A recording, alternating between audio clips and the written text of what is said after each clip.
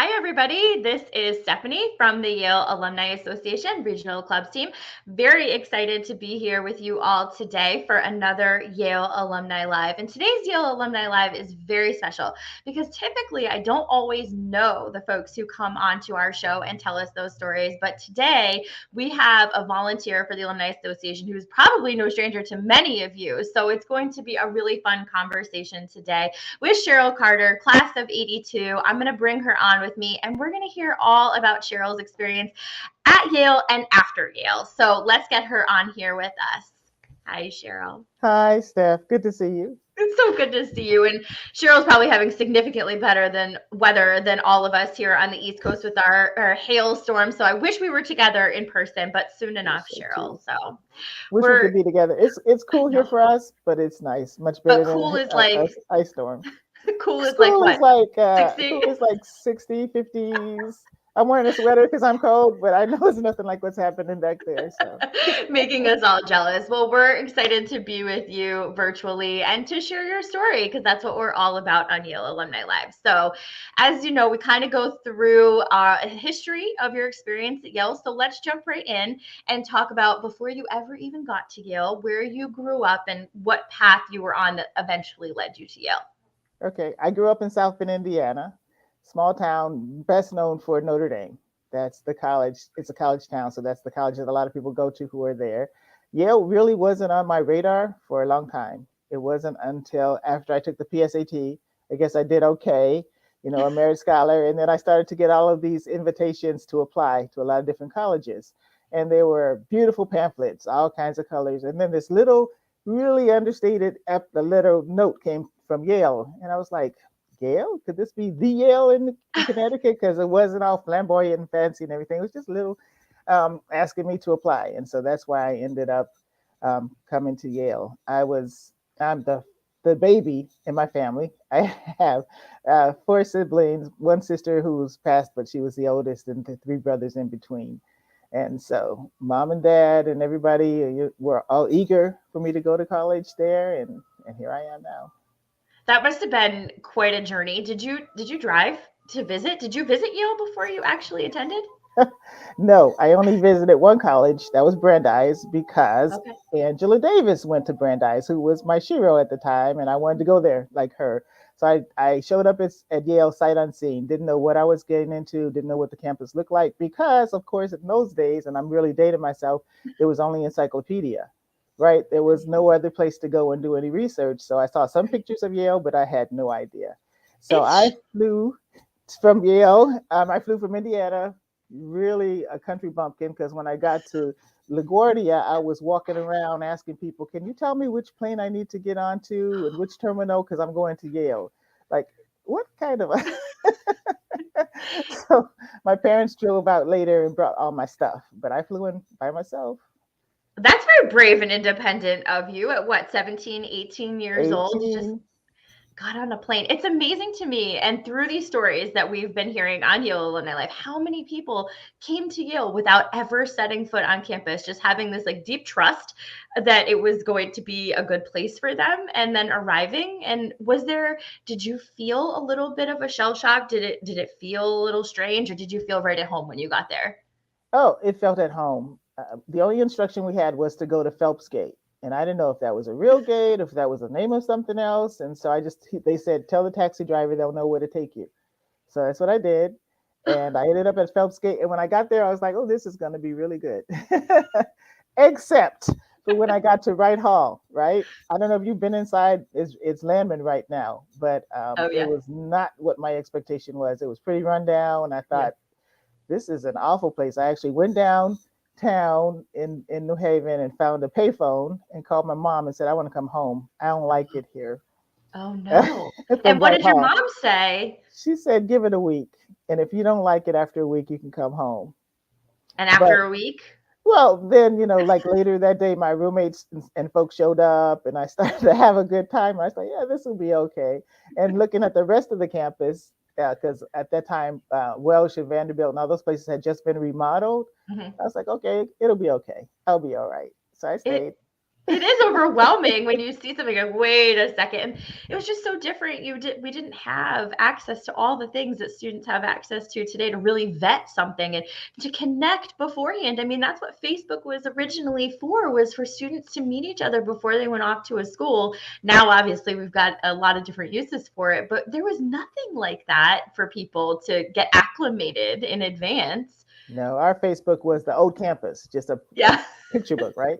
Pictures of people who were going to be in the class. And like I said, encyclopedias. So it always surprises me when I interview kids and they haven't looked at the website and they haven't, I'm like, well, don't you want to kind of know what you're getting yourself into? And you have so much at your disposal now to find out. So yeah, really, that's surprising too. So which residential college were you in? Remind me, Sheryl. The best one, Davenport. It's been a while, Sheryl, but I will tell you that for several episodes of Yale Alumni Live, when I would ask that question, it was always prefaced by the best one, but I haven't heard it in a little while. So I'm glad that you stuck the flag in the ground for your college. You gotta stand up for your college, always. DePort was good. Most of my really close friends from those days were in DePort. I had a conversation this morning with someone who was in, I think he said Branford or Saybrook, and he was asking me who my friends were.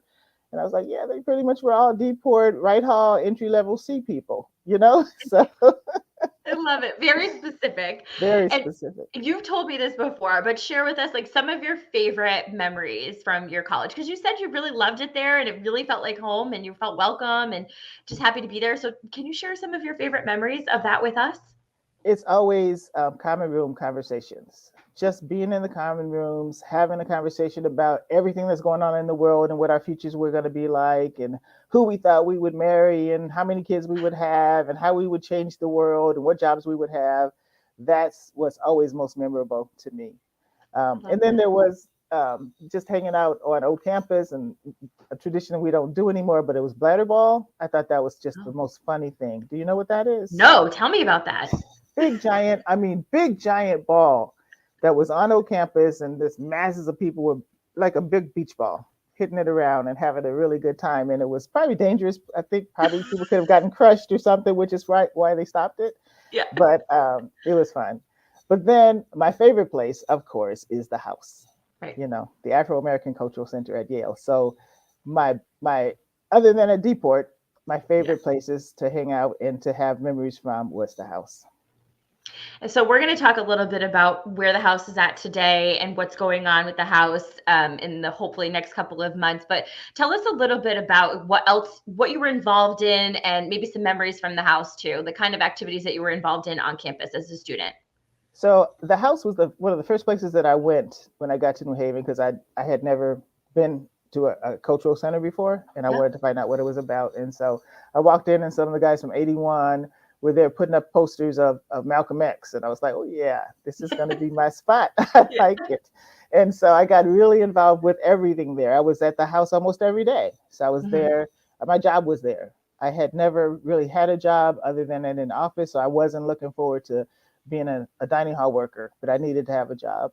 Right. And I found UIC, Urban Improvement Corps, which was a tutoring organization. So I was there every day, tutoring kids from New Haven, kept me connected to the community, helped me pay it forward in my mind, because I felt very privileged to be at Yale. And then, meeting with young people who could aspire to become Yaleys as well was something I found really meaningful.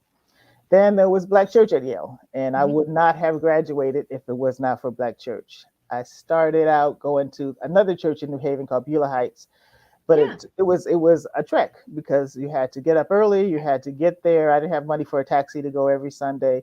And if you're familiar with Black church traditions, you're going to be at church from 11 to maybe 2.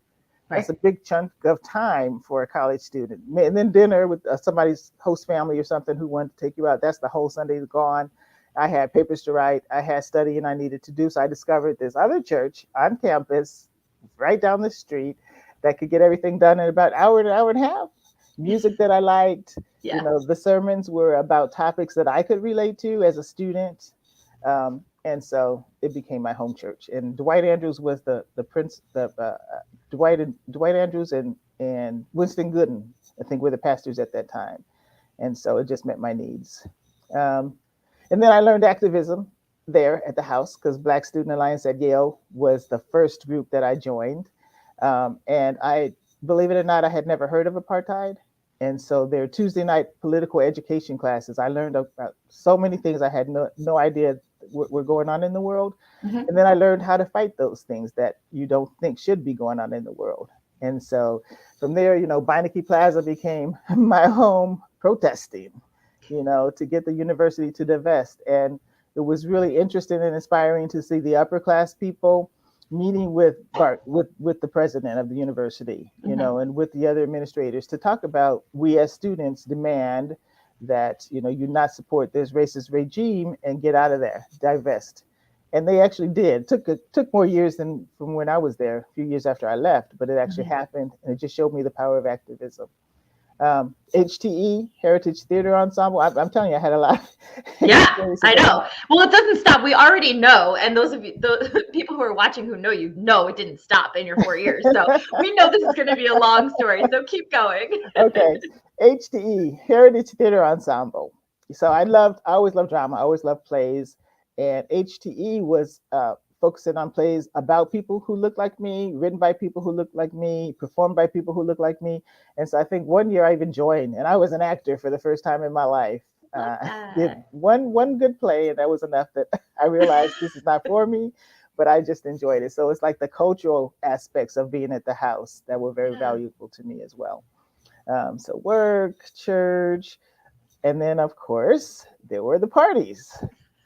Friday or Saturday night, when I got to college, I had mostly listened to religious music. Secular music wasn't really in my repertoire. And so I had a good friend, Tony, and Susan and Sally, who decided to teach me about Black music. And so in the dorms, in the colleges, we would listen to music, and we would listen to the words, and they would tell me what the songs were about and all that. And then you go to the house and the same music is playing. So it's all familiar, and all of your friends are there. And it wasn't just BSA white people, it was like everybody of color was at the house in those days. So it was a really big party every Friday or Saturday night. And you just got to know people and hang out and just really relax. And then, now when I go back to the house, because of those wonderful memories, I make my way through every room. It's still almost the first stop. And so I go to the enormous room, and I'm hoping to see kids in there studying. And that's what I see, young people in there studying. I go to the founder's room, and I'm hoping there's a meeting in there, and there's usually a meeting in there. I'm like, yes, this is exactly what this house is supposed to be about. I go up to the library, there might be kids up there as well. Go downstairs to the lighting room, who's named after a really good friend of mine who passed away. And that's where we used to have UIC. And so now there's game tables down there. There's places for meetings. I'm hoping UIC still meets down there. I haven't been there during that time. And then there's quiet room down there as well. Purple room, which everybody knows I like purple. So the house still feels like home. And then afterwards, as an alum, the house has enabled me to stay in touch with alum and students across the generations. So higher education initiative. You know that because we talked about it before, where the funds from the house, the ORD fund and the endowment, allowed me for many years to take groups of like 15 to 20 undergrads to various cities around the country and conduct workshops with foster kids to encourage them to go to college. Wow. So the undergrads would have to write an application, which would be reviewed by other students. They would select who was coming with us. I selected the city because, I was working with foster care, child welfare agencies at the time. So we knew where we would be welcomed. We would go in, we would spend a day doing a quick crash course on child welfare for our students, the undergrads. Yeah. They would spend a couple days putting together a presentation, and then we would spend a couple days they would make the presentations to kids in foster care. And it was an amazing experience. Kids would say, I never thought about going to college before, but now that I see you and you look like me, and you've told a story that is kind of similar to mine, you may not have been in foster care, but we've all had challenges. So maybe I can go to college. Maybe I can go to Yale. Maybe I'll go someplace else. And so now we have maybe 10 years worth of alum who participated in those programs and who are paying it forward as well. So that's amazing. That also endears me to the house. So the house has just been a big part of my life since I was 18. Yeah, it sounds a lot more that it's not just a house. It's like a family, a community. It's so much more than just the house. It is.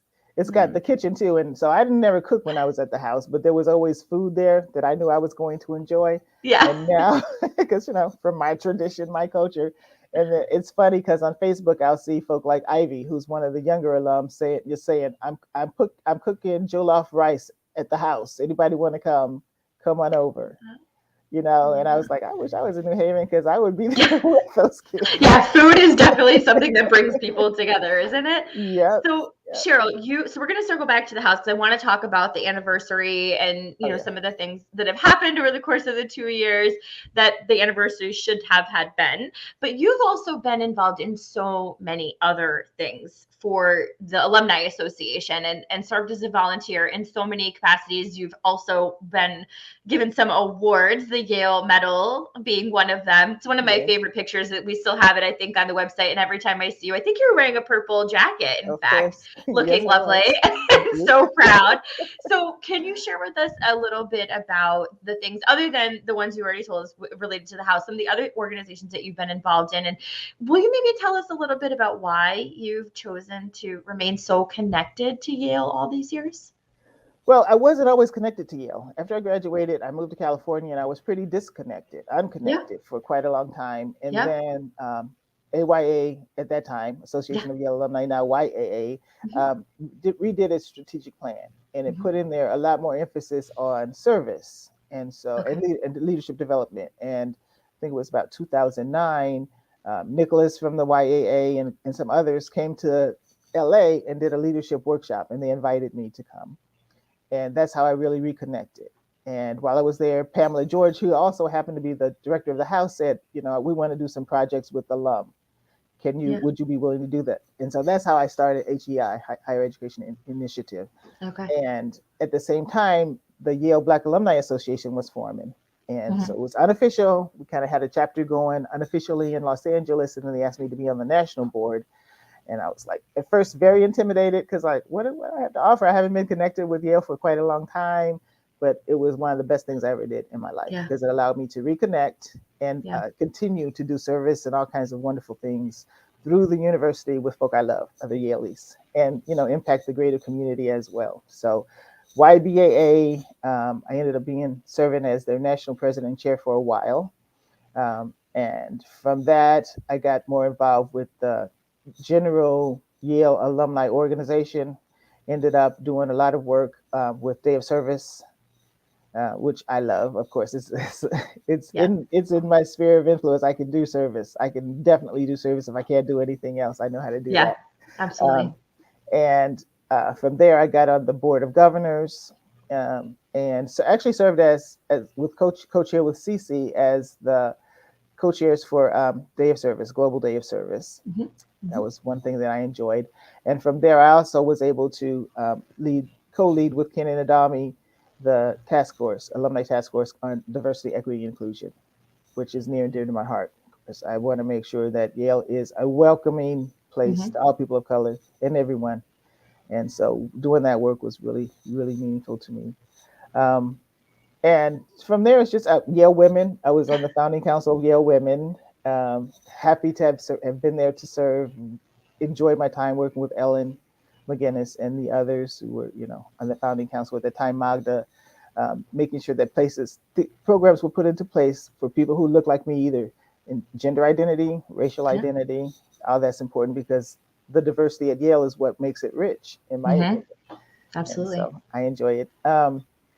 And then it's been a lot of stuff. You know what I mean? It's like you didn't look down at a paper once to remember anything that you did? That's pretty impressive, Sheryl. I didn't look at interviewing. I like interviewing kids, ASC. So I just love Yale. I love the Yale community. I love what Yale has done for me because it's opened a lot of doors. Yeah. And I think there's a certain type of person who comes to Yale. We are, many of us are service oriented. Yeah. We're warm. We're funny. We have a good time together, and we appreciate this community. And so I'm just happy to be a part of it.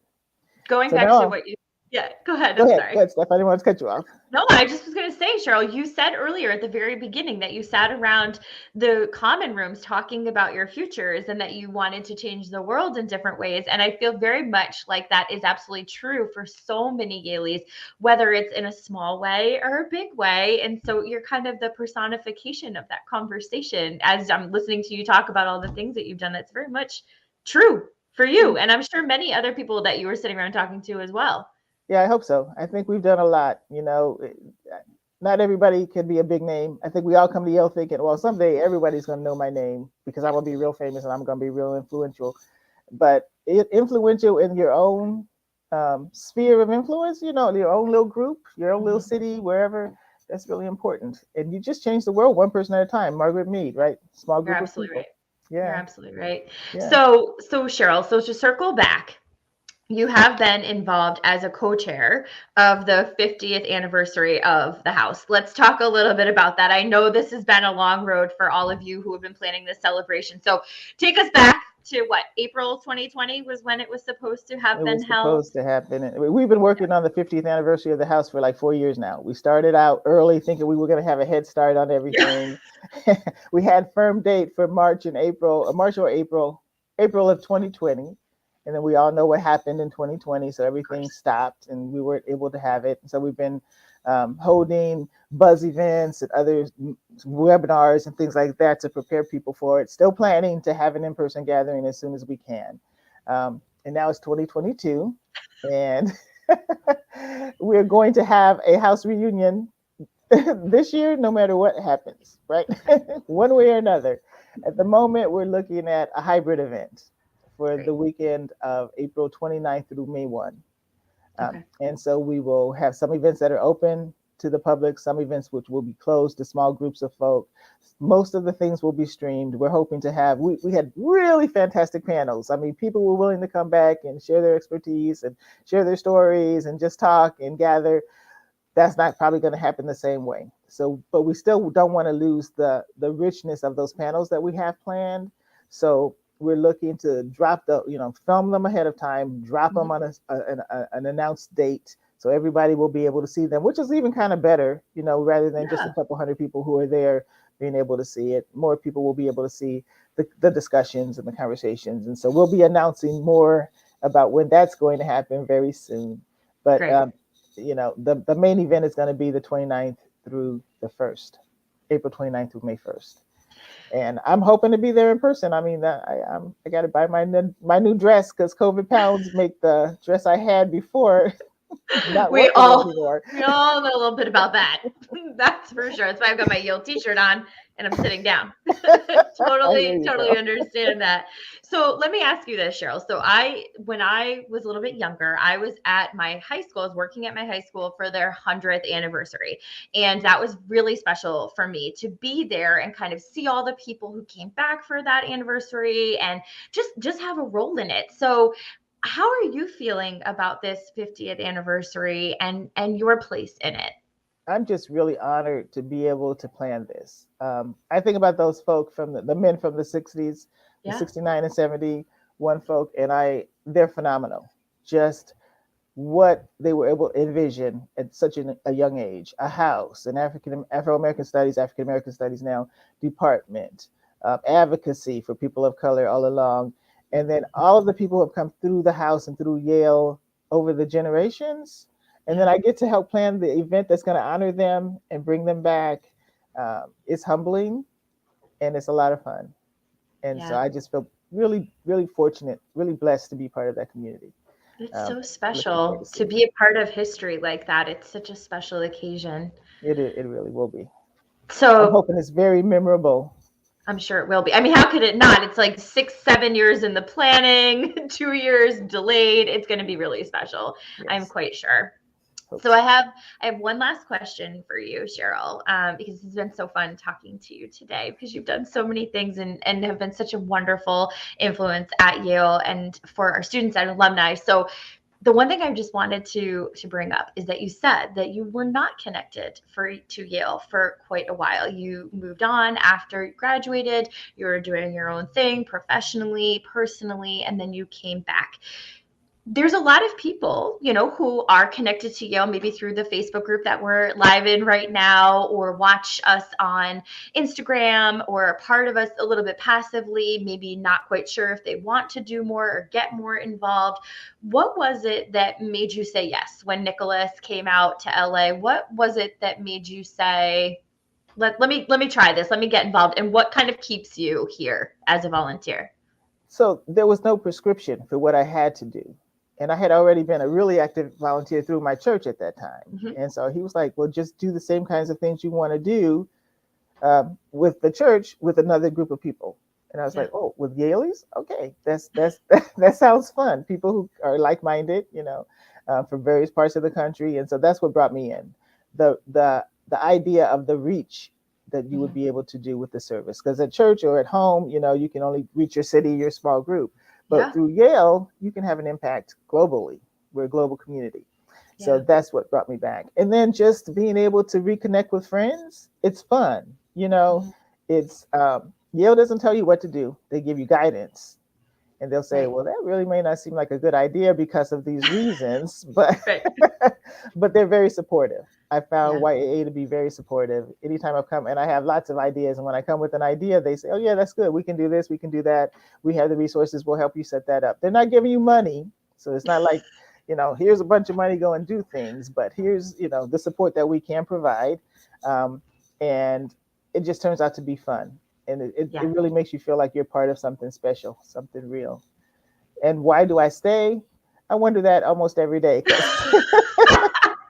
Don't go, Sheryl. No. So many Yale things that keep me going. I'm like, I work on Yale stuff almost as much as I work on work things, but it's because I enjoy it. And so that's why I stay. I love the connections with folk like you, like when you came. And I drove to Santa Barbara so I could hang out with you there and hang out with some alum up there that I didn't know, and just continue. Who doesn't want to drive to Santa Barbara, though, Sheryl? Yeah, let's be honest. The community in Santa Barbara is amazing. And the winery was lovely and all of that. So yes, I had good reason for coming. But meeting, it also has allowed me to meet alum over the ages. So I know people who are in college there now. And I know people who graduated in 11 and, and I graduated in 82. So it's I'm hoping it's keeping me young, right? Of course it is, obviously. Fountain of youth at the YAA. That's it.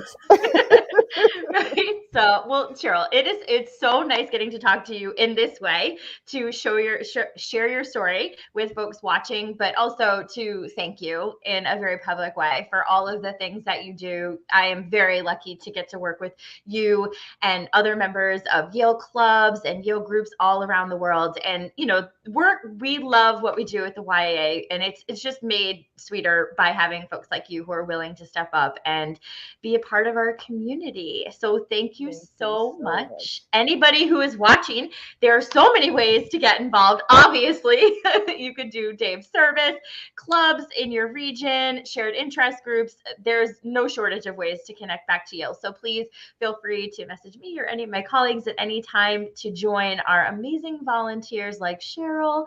And hopefully, Sheryl, we'll see you in New Haven in a couple weeks. And I have a request. By all means. If you can find time in the schedule, I'd like to have the whole planning committee for the 50th anniversary come, and just, a couple of weeks before the event and talk about what we have planned come for folks, so they'll come back and enjoy with us. We can't wait. We would love to be able to highlight all of the things that are happening with the house for this long anticipated reunion. Hopefully, maybe even be able to do a little tour. So we'll work all that out for sure. So anybody at the house watching right now, you guys are next. Great. Thank you for inviting me to your show. Thank you, Sheryl. Thanks everybody for watching. Have a great weekend. Bye, everybody. Bye.